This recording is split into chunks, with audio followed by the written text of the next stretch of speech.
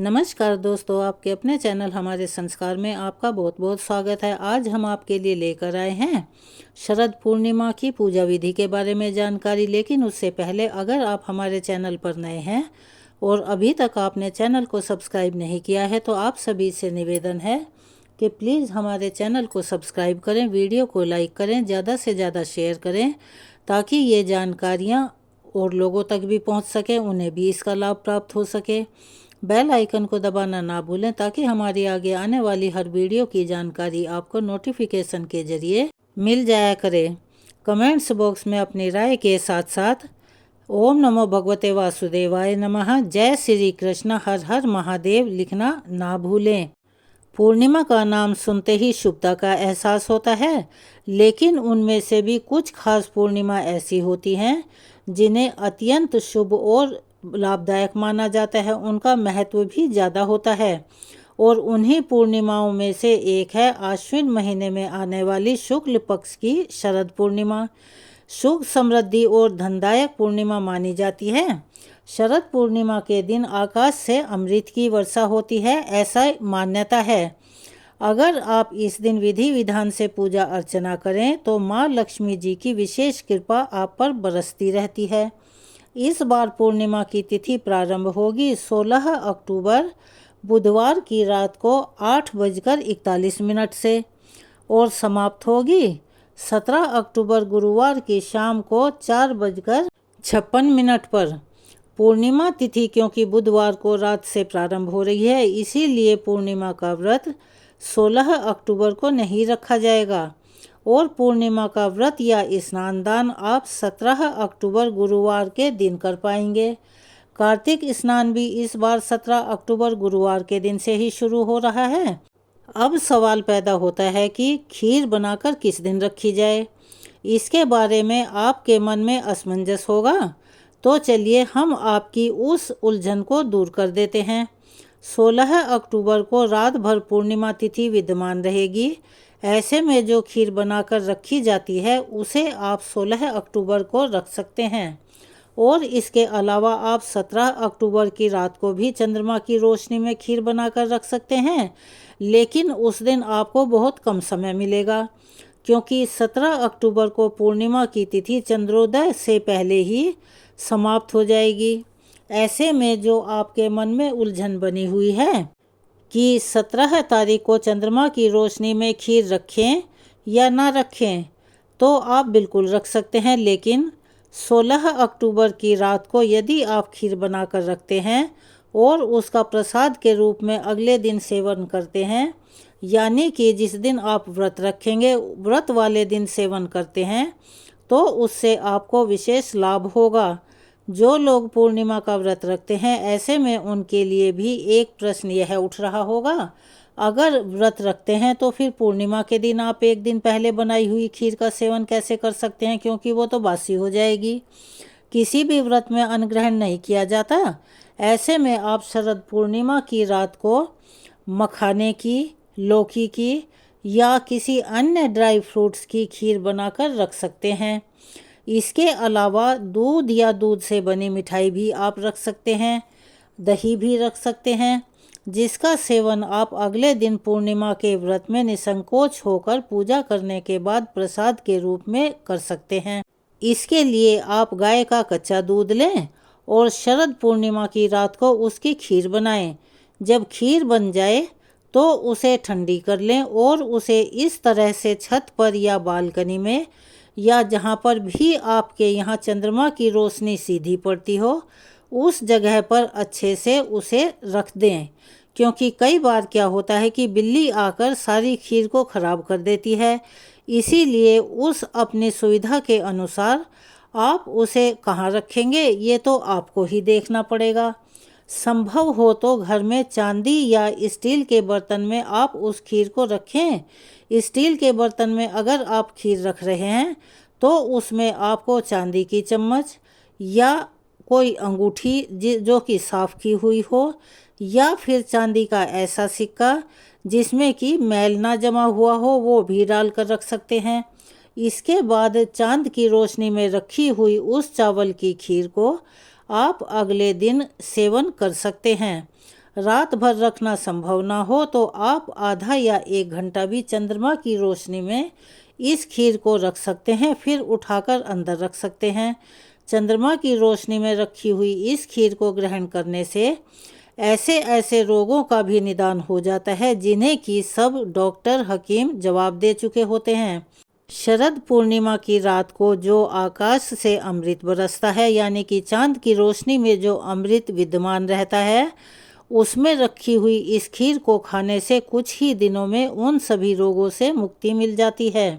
17 अक्टूबर गुरुवार के दिन सूर्योदय सुबह 6:28 पर होगा और सूर्यास्त शाम को 5:55 पर होगा।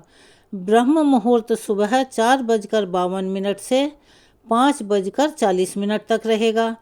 अमृत काल दोपहर 2:14 से 3:28 तक रहेगा और राहु काल जो कि बिल्कुल भी शुभ नहीं होता, उसे किसी भी मांगलिक कार्य के लिए शुभ नहीं माना जाता और सभी शुभ और मांगलिक कार्य करने की उस दौरान मनाही रहती है।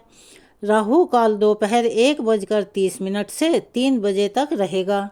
शरद पूर्णिमा के दिन पूजा के शुभ मुहूर्त इस प्रकार से हैं, जिसमें सुबह की पूजा का शुभ मुहूर्त 5:08 से 6:23 तक रहेगा। इसी तरह शाम की पूजा का शुभ मुहूर्त शाम को 5:49 से 7:05 तक रहेगा। अभिजीत मुहूर्त सुबह 11:49 से 12:35 तक रहेगा। और बात करते हैं गोधूली बेला की, जिसे कि अति शुभ माना जाता है। गोधूली बेला शाम को 5:49 से 6:14 तक रहेगी।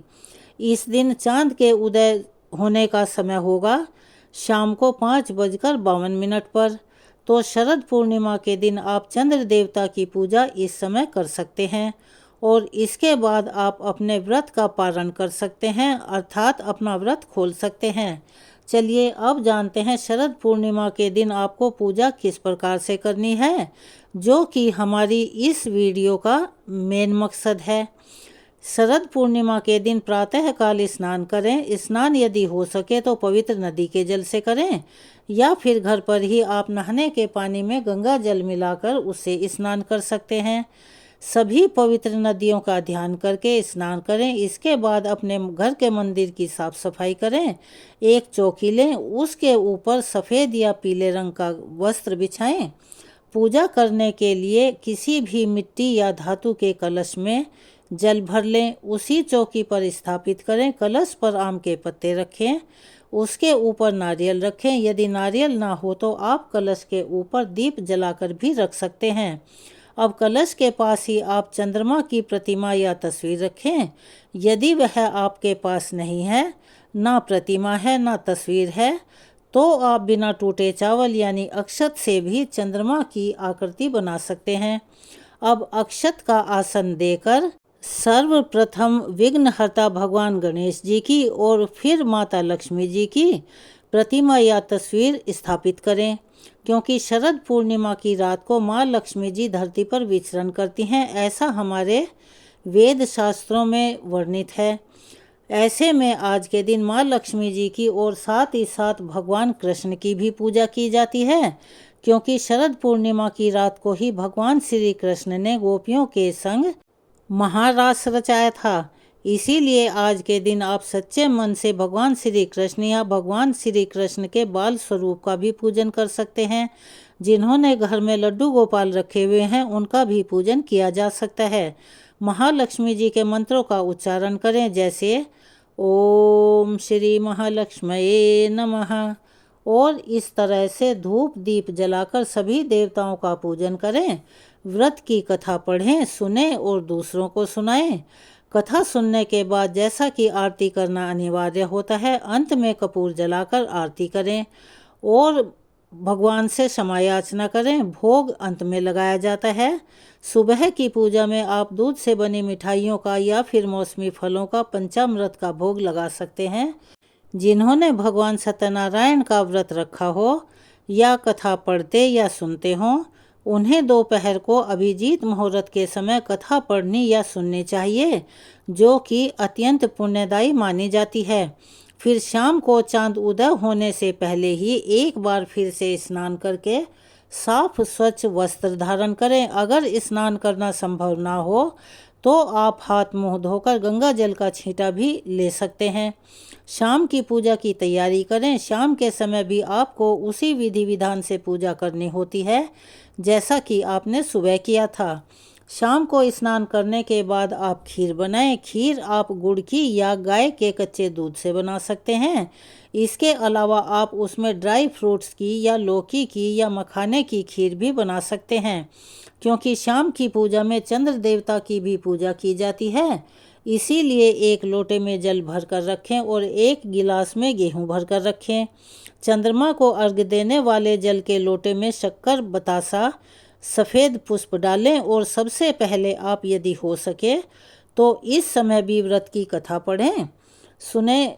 चंद्रोदय हो जाने पर आप चंद्र देवता के मंत्र का यानी ओम सोम सोमाय नमः या ओम सह चंद्रमसे नमः इस मंत्र का जाप करते हुए जल के लोटे से चंद्र देवता को अर्घ्य दें और जो आपने खीर प्रसाद के लिए बनाई है उसका भोग आपको इस दिन सबसे पहले माता लक्ष्मी जी को लगाना चाहिए।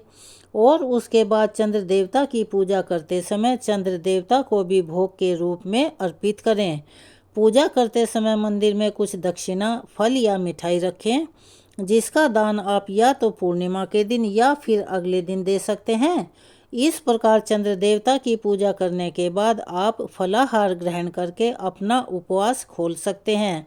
शरद पूर्णिमा की रात को खीर बनाकर उसे खुले आसमान के नीचे रखें ताकि चंद्रमा की किरणें उस पर पड़ सकें, क्योंकि ऐसी मान्यता है कि आज की रात चंद्रमा से अमृत की वर्षा होती है, जिससे खीर में दिव्य गुण आ जाते हैं। चंद्रमा की रोशनी में रखी गई खीर को एक बार पहले भगवान को ही भोग लगाया जाता है। उसके बाद उसे प्रसाद के रूप में सभी परिवार के लोगों में बांटकर स्वयं भी ग्रहण किया जाता है। आप इस खीर को अपने घर की छत या आंगन में जहाँ कहीं भी चंद्रमा की सीधी रोशनी आ सकती हो वहाँ पर रख सकते हैं। लेकिन ध्यान रखें, खीर को धूल मिट्टी या किसी भी प्रकार की गंदगी से और बिल्ली से बचाने के लिए साफ जगह पर खीर रखें। किसी बर्तन से इसको ढकना नहीं चाहिए। अगर ज़रूरत पड़े तो आप इसके ऊपर जाली का कपड़ा ढक सकते हैं, क्योंकि ऐसा करने से चंद्रमा की किरणें खीर पर सीधी पड़ेंगी। अगर आप बर्तन रख देंगे तो उसमें चंद्रमा की रोशनी नहीं जा पाएगी। खीर को खुला भी ना छोड़ें, नहीं तो उसमें कीड़े आदि गिरने का भी डर है। जैसा कि हमने बताया, आप उस पर कोई जाली का दुपट्टा या कोई जाली का कपड़ा ढक सकते हैं। अगर वो आपके पास उपलब्ध ना हो तो आप कोई छलनी लेकर उसके ऊपर वो भी ढक सकते हैं। थोड़ी सी रुकावट तो होगी, लेकिन कोई बात नहीं, खीर को साफ और शुद्ध भी रखना जरूरी है। इसीलिए उसमें चंद्रमा की किरणें अच्छे से प्रवेश कर पाएँ। और खीर ग्रहण करने से पहले पूजा पाठ या फिर जागरण करना अति शुभ माना जाता है। पूजा और ध्यान के साथ ही रात भर जागरण किया जाता है, क्योंकि ऐसा माना जाता है, ऐसी मान्यता है कि इस रात को माँ लक्ष्मी जी घर घर में जाकर देखती हैं कि कौन जाग रहा है। और इसीलिए शरद पूर्णिमा को कोजागरी पूर्णिमा भी कहा जाता है, यानी कि कौन जाग रही है। इसीलिए इसे कोजागरी पूर्णिमा के नाम से भी जाना जाता है। जो लोग चाहते हैं कि उनके घर में हमेशा सुख समृद्धि बनी रहे, पूरे वर्ष धन धान्य भरा रहे, महालक्ष्मी जी का उनके घर में स्थायी वास बना रहे, तो उन्हें आज के दिन इसी विधि विधान के साथ शरद पूर्णिमा की पूजा करनी चाहिए। पूजा सामग्री का विसर्जन आपको अगले दिन यानी पूर्णिमा तिथि के अगले दिन ही कर देना चाहिए। जो भी चौकी आपने लगाई है उसे आप विधि विधान से हटा लें। जो पुष्प आदि अर्पित किए हैं उनका विसर्जन कर दें। और जो दक्षिणा या गेहूँ आपने मंदिर में रखे हैं, फल रखे हैं, मिठाई रखी है, उन्हें आप किसी भी सुपात्र सुयोग्य व्यक्ति को दान में दे दें। तो ये थी आज की शरद पूर्णिमा के बारे में जानकारी कि उसकी पूजा कैसे करें, शुभ मुहूर्त क्या हैं और क्या क्या सावधानियां बरतें। आपको कैसी लगी? कमेंट्स बॉक्स में अपनी राय अवश्य लिखिएगा। और हम अपने चैनल पर शरद पूर्णिमा की कथा भी डालेंगे, उसे भी ज़रूर सुनिएगा। अगर आप हमारे चैनल पर नए हैं और अभी तक आपने चैनल को सब्सक्राइब नहीं किया है तो आप सभी से निवेदन है कि प्लीज़ हमारे चैनल को सब्सक्राइब करें, वीडियो को लाइक करें, ज़्यादा से ज़्यादा शेयर करें ताकि यह जानकारी और लोगों तक भी पहुंच सके। बेल आइकन को दबाना ना भूलें ताकि हमारी आगे आने वाली वीडियो की जानकारी आपको नोटिफिकेशन के ज़रिए मिल जाया करे। अपना सहयोग और प्यार हमें ऐसे ही देते रहें। कमेंट्स बॉक्स में ओम नमो भगवते वासुदेवाय नमः, जय श्री कृष्ण, हर हर महादेव लिखना ना भूलें। धन्यवाद।